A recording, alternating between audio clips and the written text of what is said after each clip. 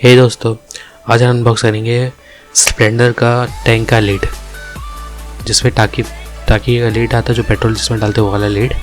ठीक है, आप बॉक्स देख सकते हो।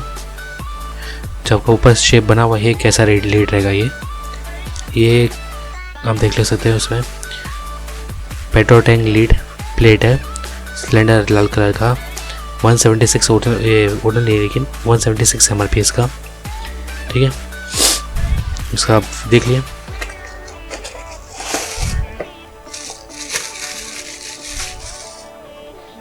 ये देख सकते हैं टाकी के लीड स्प्लेंडर का। क्वालिटी अच्छी है, कलर भी अभी तक गया नहीं है।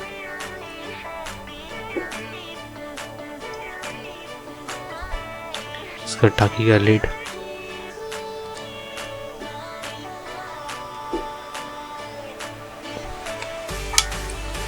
आप देख सकते हैं कैसा है। ये कलर भी पूरा जैसा है एज इट इज़, लाल कलर तो लाल ही पूरा, कोई दूसरा कलर नहीं है ऐसा।